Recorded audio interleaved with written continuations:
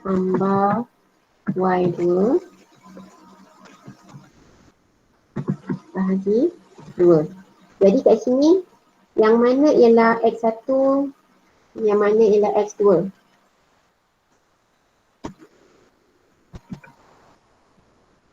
Pas? X1 ialah Y1. 3 kan, dekat K, kita tengok titik K. Okey, K tu kita andaikan kita ialah X1, Y1 kan. Jadi X ialah 3. Lepas tu kita tengok nilai yang kedua, M tu. X dia ialah P, betul tak? Tambah P. Okey, lepas tu kita kena bahagikan dengan 2. Semua dapat ikut tak? Lepas tu untuk Y, nilai dekat K tu, Y dia ialah 4 kan? 4 tambah nilai Y dekat M ialah 14 bahagi 2. Jadi kita kena samakan dengan nilai yang dekat titik L tu. L tu ialah titik tengah. Sebab kita nak cari nilai P kan? Okey, kalau L, X dia ialah 7. Okay. L, X dia ialah 7. Jadi kita tengok dekat X saja, nilai X saja. X1 tambah X2 tadi. Okey. X1 tambah X2. Mana?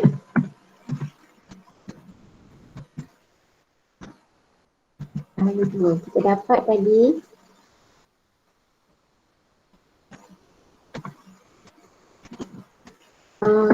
X1 dia ialah 3 tambah P kan? 3 tambah P. 3 tambah P bahagi dengan 2. Jadi kalau 7 sama dengan 3 tambah P.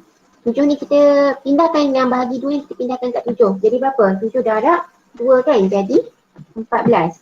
Jadi 14 sama dengan 3 tambah P. Jadi macam nak dapatkan nilai P. 14 kena tolak dengan 3. Baru dapat P. Jadi P ialah 11. 11. 11 sama dengan 11. Boleh tak? Boleh. Nampak kan yang cikgu share ni kan? Nampak. Nampak cikgu tengok. Right. Jadi P ialah 11. Dia tak perlu nak cari Y dah sebab Y dia dah bagi dah semua titik dia. Boleh? Okay. Kita tengok soalan tadi balik.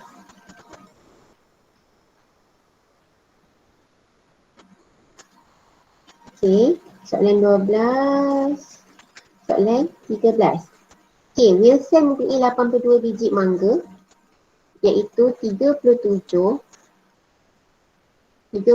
biji kurang daripada Sony. Jadi sekarang ni Sony berapa? Kalau Wilson ada 82 biji, Sony ni lebih 37 biji. Jadi Sony ada berapa biji? 82 tambah 37 lah kan? Ya. Sebab Sony ada lebih 119. 119. Okey. Jadi awak perlu 19. tulis tu. Wilson sama dengan 82 biji.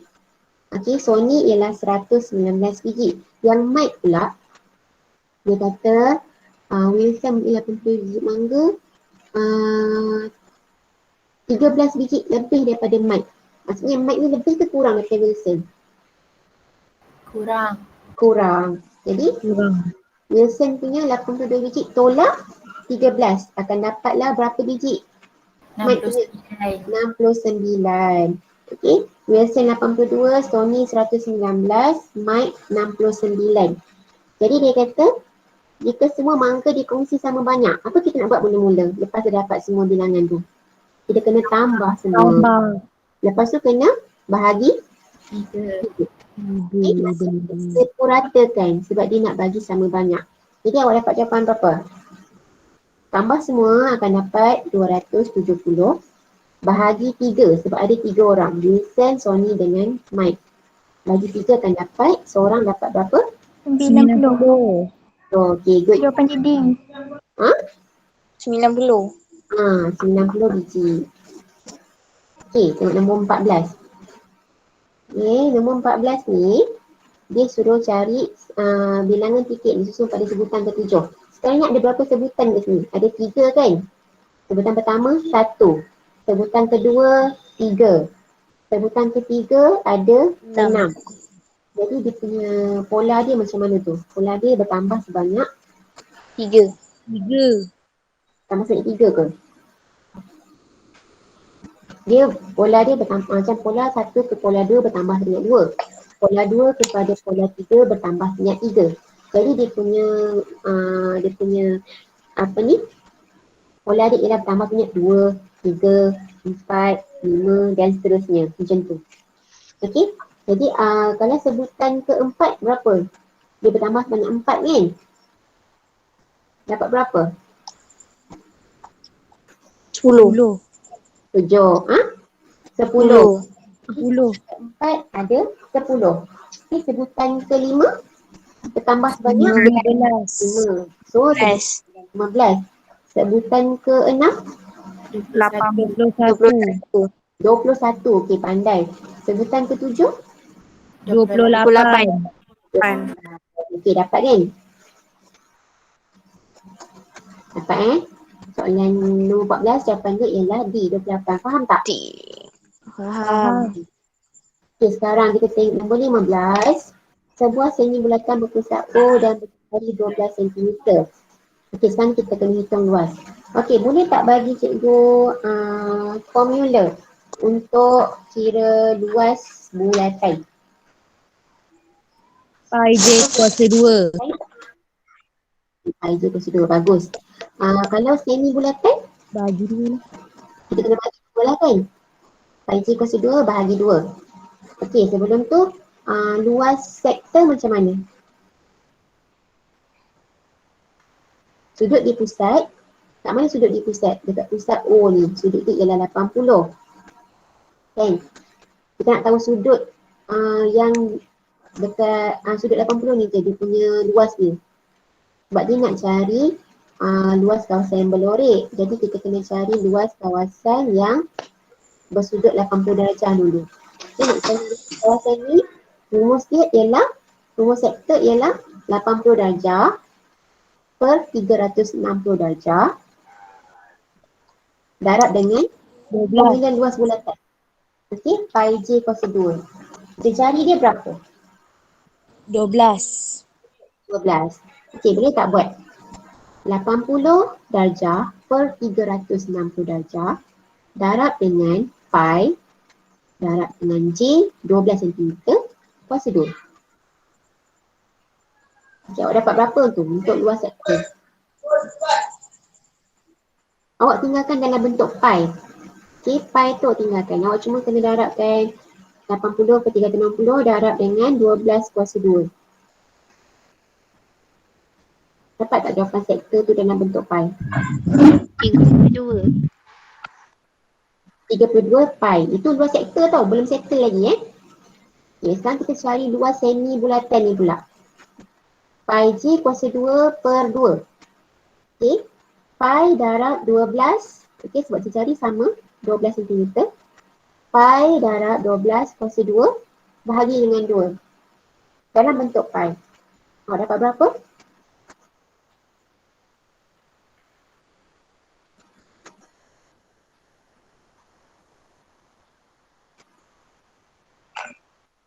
Dapat tak?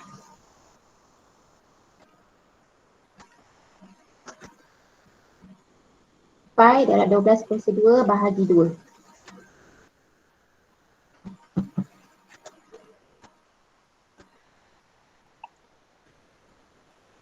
Belas kuasa 2 bagi 2 je. Tinggalkan pi tu.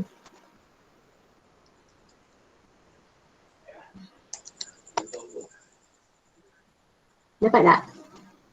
Tak dapat? Tak. 12 kuasa 2 berapa? 12 kuasa 2. Cuba buat dulu. 12 kuasa 2. 144. 144 bahagi 2, 72. 72. Jadi jawapan untuk semi bulatan 72 pi.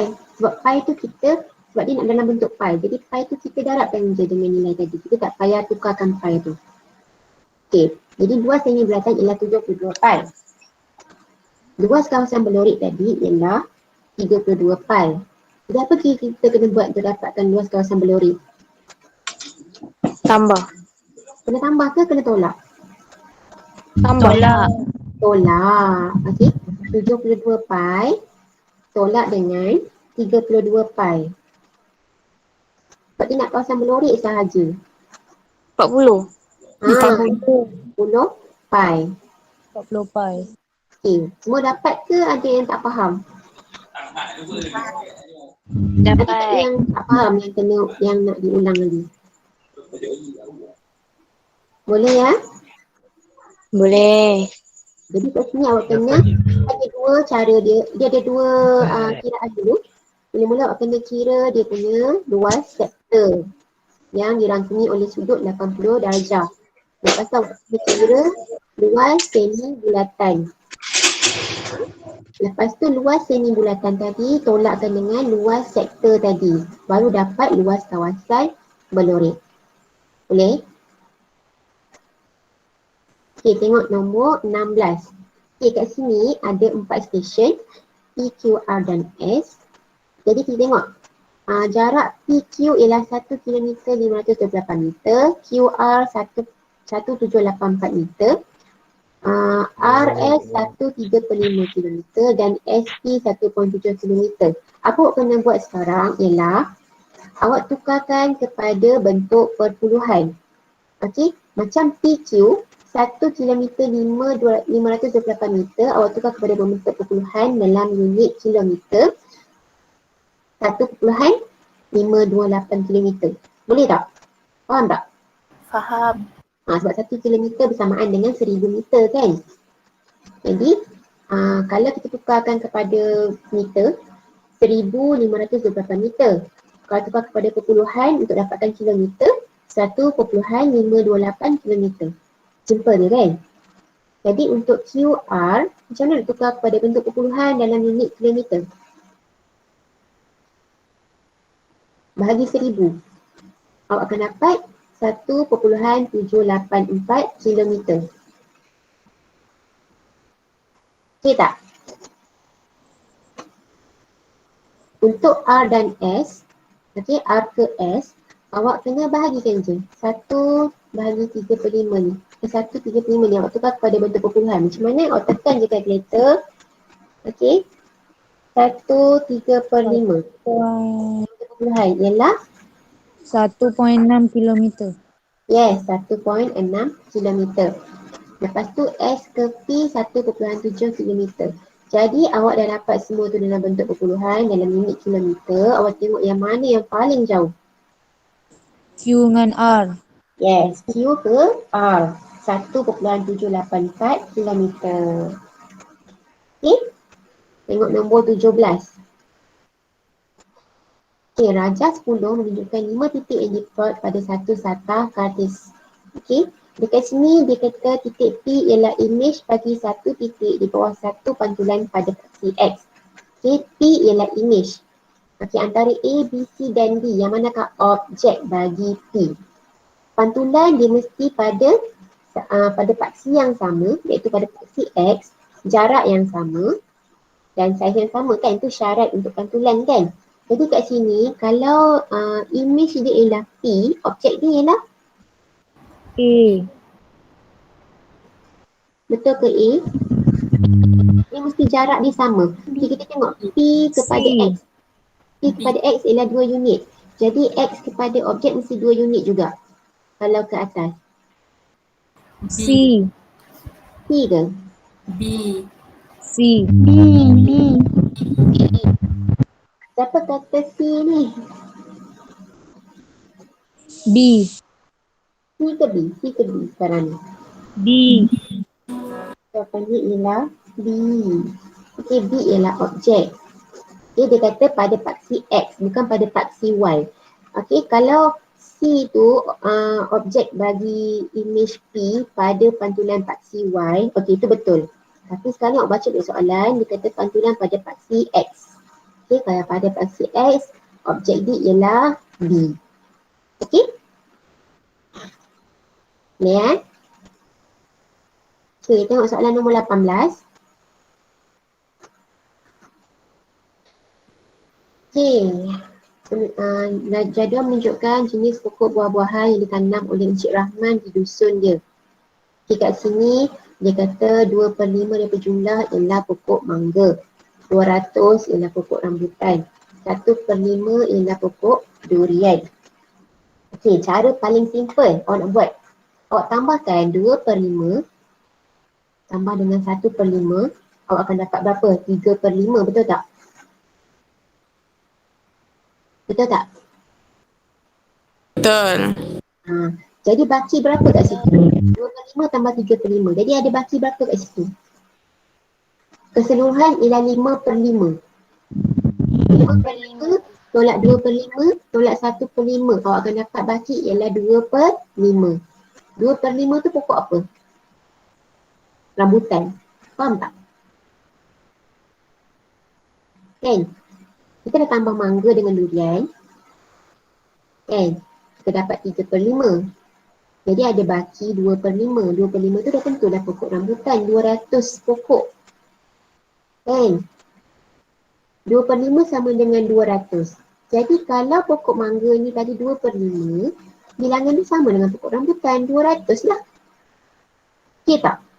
Ni awak tak payah buat jalan kira pun. Faham tak? Ke ada yang tak faham kat sini? Faham. Ada yang tak faham ke tak? Kalau ada yang tak faham cakap, cikgu boleh ulang balik. Semua okey? Okey Ni simple je. Awak tak payah buat kira-kira. Okey, macam tadi tambah dulu mangga dengan durian. 2/5 tambah 1/5. Awak akan dapat 3/5. Jadi bakinya ialah 2/5. Kan 5/5 keseluruhan tolak dengan 3/5 dapat baki 2/5. 2/5 ialah pokok rambutan. Okay. Kalau samakan dengan ke atas, mangga ialah 2/5. 2/5 ialah 200. Bilangan dia. Betul tak? Betul.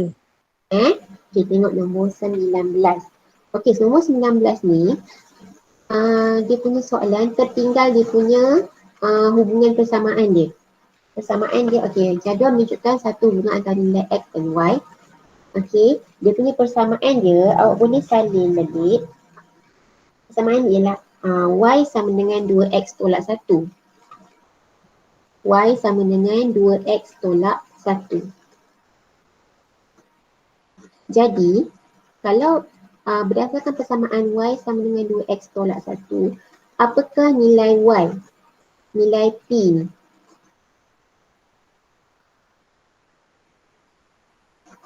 Siapa boleh dapat? Masukkan nilai X dalam persamaan. Y sama dengan 2X tolak 1. X masukkan nilai 4. Dapat berapa? 7. Okey, dapat 7. Okey? Boleh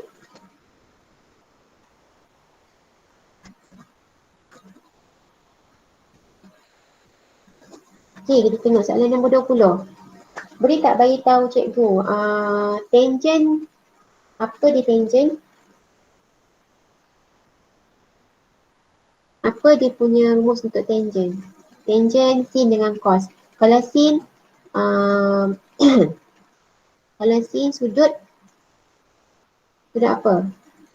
Opposite per hypotenuse, kan? Kalau cos, adjacent per hypotenuse. Hypotenuse. Apa dia, tahu kan apa dia opposite, apa dia adjacent, semua tahu kan? Tahu. Untuk tangent pula, Opposite bahagi dengan adjacent. okay.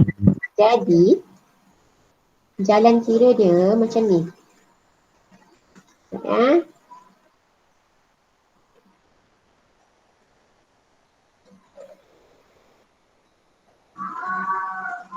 Okey. Untuk soalan nombor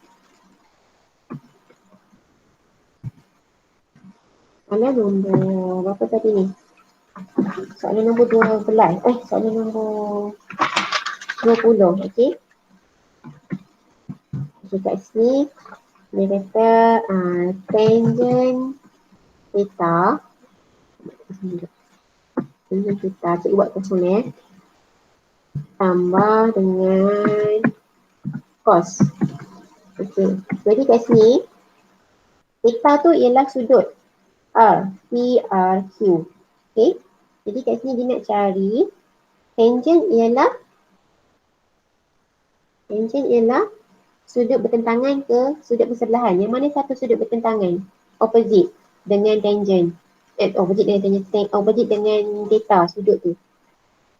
Sisi yang mana yang bertentangan dengan sudut? PQ, betul tak? PQ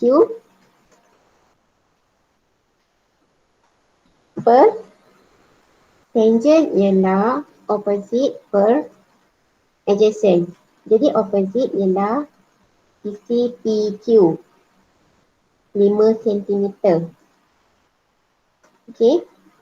Dia punya sudut yang bersebelahan, adjacent dia ialah QR 12. Jadi PQ per QR. Then tambah dengan cos. Cos ialah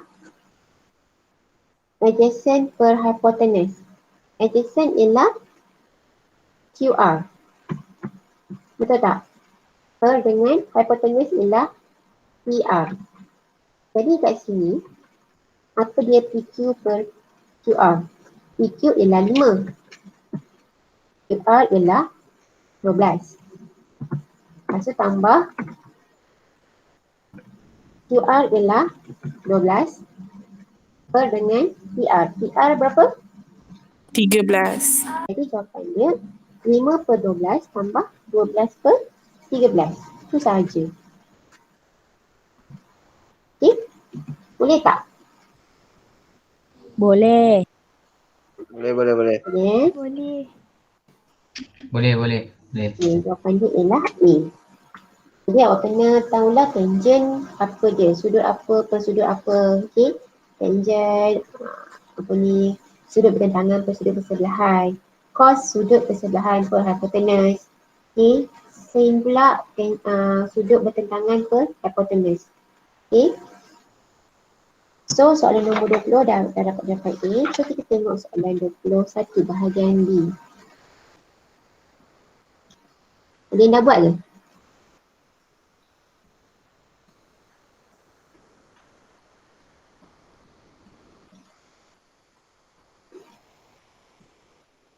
Okay, kita tengok soalan nombor 21. Right. Soalan 21A. Okey, oktagon. Jadi oktagon ada berapa sisi? 8. 8. Ada berapa penjuru? 8. Ya ke 8? 20 ke? Penjuru ni apa? Okey, contoh kalau ada cikgu nak buat kat ni. Penjuru. Awak kena buat satu bentuk oktagon. Okey, ada 8 sisi. Lepas tu awak kena gariskan setiap sudut dia. Okey, temukan setiap hujung sudut dia. Yang menghasilkan segitiga dekat dalam dia. Itu kita panggil penjuru. Untuk oktagon, penjuru dia ada 20. Okey, yang ni kalau awak tak faham nak buat pun awak boleh hafal. Tengok dekat dia punya, kan dekat nota dia. Penjuru untuk oktagon berapa, heksagon berapa. Okey, ada kat situ semua. Okay, lepas tu hasil tambah sudut pedalaman. Macam mana nak cari hasil tambah sudut pedalaman? Awak ingat tak rumus N tolak 2 darab 180? Ingat tak? Ingat. Jadi N tu mewakili sisi. Okay, N tu mewakili sisi. Oktagon ada 8 sisi. Okey, N ialah 8. Tolak 2. Dapat 6 kan? Darab Ya. dengan 180. N tolak 2 darab 180. 6 tolak 2, 8 tolak 2 darab 180. Awak dapat berapa? 1080. Yes, 1080. Maknanya 1080 tu 1080 tu ialah hasil tambah sudut kedalaman, jumlah sudut kedalaman. Okey? Kalau untuk heksagon ada 6 sisi kan? Berapa hasil tambah sudut kedalaman heksagon? Gunakan rumus N tolak 2 darab 180. 720. Yes, pandai. 720 720. untuk heksagon. Okey? So itu awak memang kena ingatlah dia punya rumus dia. Lepas tu kita tengok soalan 21B. Okey? Ini ialah punca kuasa. Ini indeks ni. Okey, 9 kuasa 1/5. Kalau kita punca kuasakan, punca kuasa akan jadi dalam petak ni ialah 5. 5. Okey?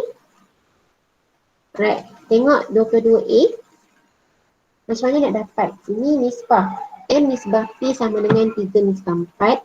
Dan N nisbah P sama dengan 5 nisbah 6. Lengkapkan langkah kerja dia. M nisbah N nisbah P sama dengan 3 darab berapa? Nisbah 10 darab 6 darab berapa? Apa yang dalam kotak tu?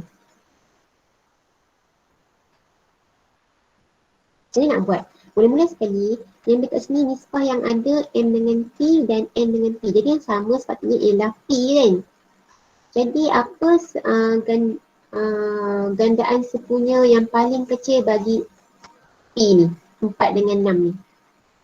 12 tu tak? Kalau 4 darab 3, 12. 6 darab 2, 12. Itu untuk P. Okey?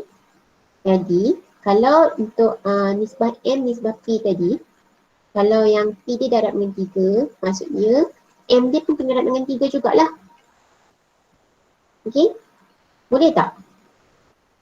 Kat sini M nisbah N ni, 3 ni darab dengan 3.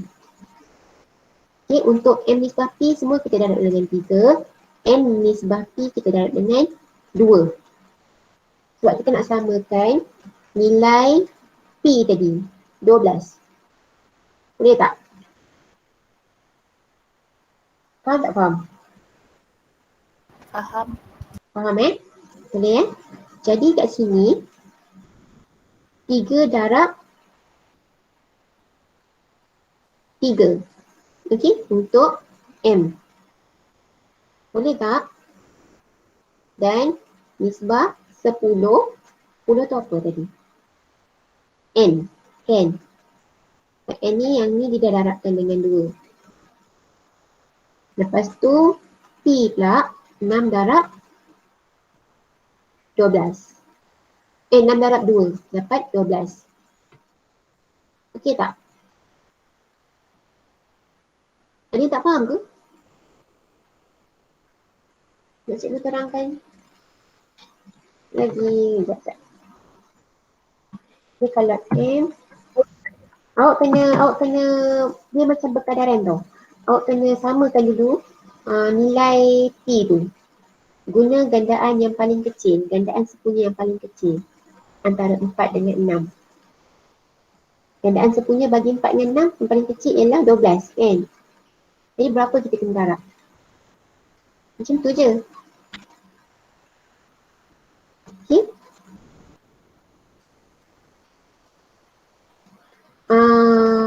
Boleh tak cikgu pergi kat next question? Pergi soalan 22B sebab kita punya masa tak banyak dah. Okay. Soalan 22B. Jika P nombor genap yang boleh dibahagi dengan 3. Apa dia nombor genap yang boleh dibahagi dengan 3? Boleh tak senaraikan? Nombor genap boleh bahagi dengan 3. 6. Lagi? 12 kan? 9. 12. 9 nombor genap ke nombor ganjil? Salah. Ha. 12. Okey, 6. 12. 12. Okey. Dan adalah list, the list goes on. Okey, ada lagi nombor 2. Jadi maksudnya, P ni nombor genap bila dibagi dengan 3, ada nilai dia kan? Ada. Maka P sama dengan set kosong. Set kosong ni maksudnya tak ada unsur, tak ada nilai.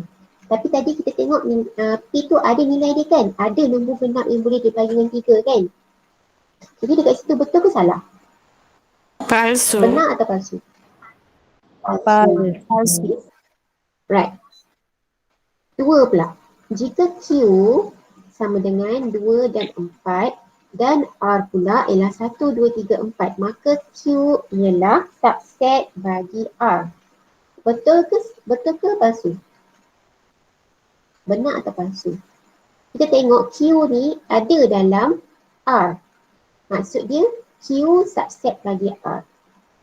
Betul tak? Benar. Betul. Betul. Jadi 2 ialah betul lah, benar lah. Okey. Okay, boleh tengok soalan nombor 23. Ni senang je. Bentuk piawai. 3 darab 10 kuasa 5. Macam mana kita nak jadikan dalam nombor tunggal? Ada 5 kosong kat situ. 30,000. Berapa? 30,000. Berapa? 30,000. Betul tak? Betul. Okey. 30,000. Lepas tu, 8 darab 10 negatif 3. Berapa nombor tunggal itu? Kita gerakkan 3 tempat ke kiri. Okey. Ada berapa kosong kat depan dia? 4. 4? 3. 3. Jadi berapa bacaan dia tu? Nilai dia berapa? 8,000 kot. Dia akan jadi 0 perpuluhan.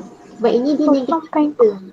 Maksud dia titik dia akan bergerak daripada hujung sebelah 8 tu bergerak ke kiri sebanyak 3 kali. Kan? Jadi ada 2 kosong dekat depan 8, sebelum 8. Jadi bacaan dia ialah 0.008.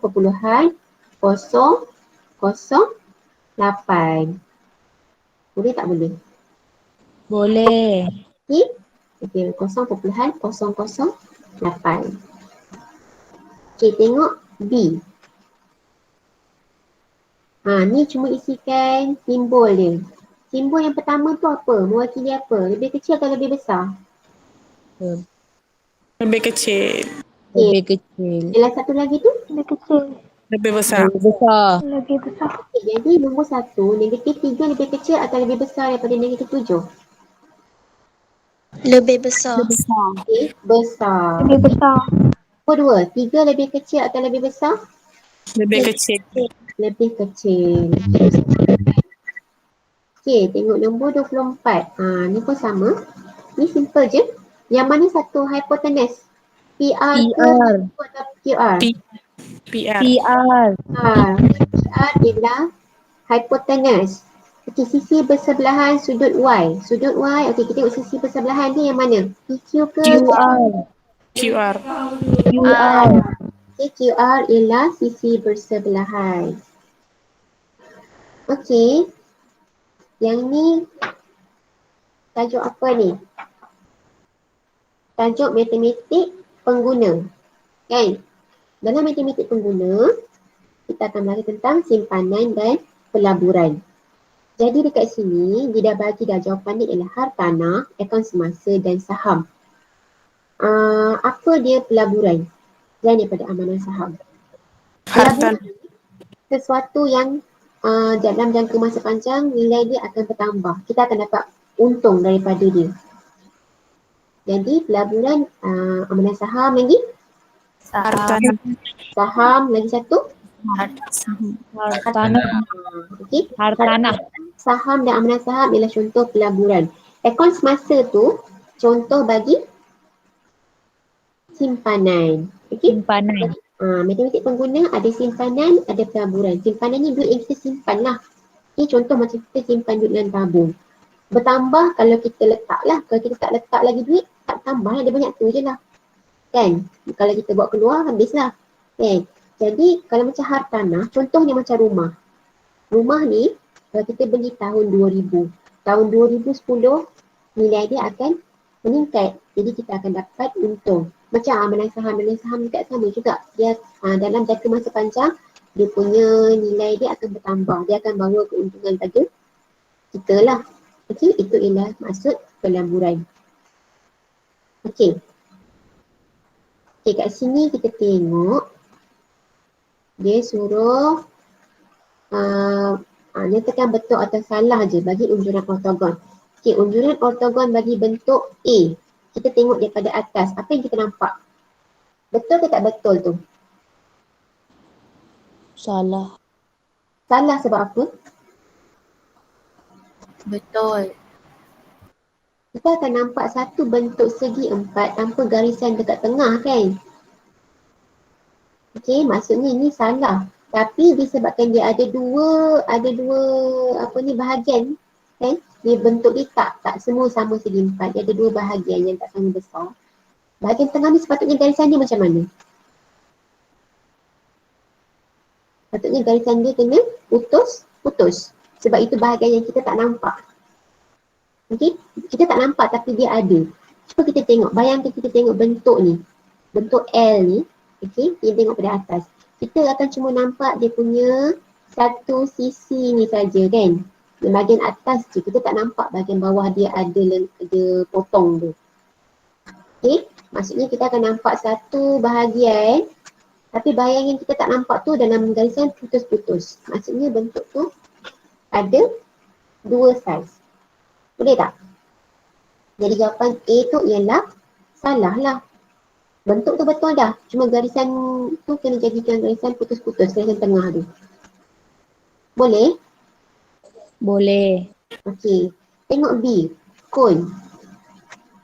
Okey. Kon ni kalau kita pandang daripada tepi, kita akan nampak bentuk dia segitiga. Betul ke salah? Betul. Betul. Okay. Kita akan nampak segitiga je. Okey. Kalau C. Kita tengok dari tepi, pandangan dari sisi. Kita nampak bentuk segi empat tepat. Betul ke salah? Betul. Betul. Betul. Betul. Okey. D pula. Silinder kita pandangan hadapan. Nampak bentuk ada melengkung ke ataupun dia cuma bentuk segi empat macam biasa je? Melengkung. Melengkung ke? Untuk segi empat. Kita akan nampak segi empat tepat. Kita tak akan nampak bentuk dia melengkung.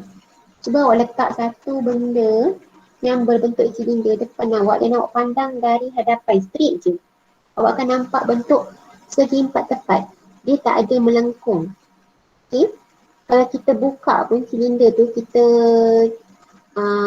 bentangkan. Sebenarnya silinder tu daripada bentuk segi empat tepat dan dua tapak berbentuk bulat. Kan? Jadi untuk D ni salah lah. Boleh? Boleh. Boleh. So kelas biasa sampai pukul 10 je kan? Betul. Okey. So soalan pun dah sampai sini je. Habis dah semua. Faham semua? Faham. Kalau ada yang tak faham, awak cuba dah dapat jawapan semua tadi. Nanti awak cuba buat semula. Okay, latihan dia buat dalam kerja. Okey. Jadi dah habis kelas. Sampai sini je. Okey, jumpa lagi next class Okey, terima kasih. Assalamualaikum. Terima kasih cikgu. Salam cikgu. Terima kasih. Salam. Terima kasih cikgu. Cikgu. Selamat malam cikgu. Cikgu. Malam. Ya. Terima kasih cikgu. Cikgu.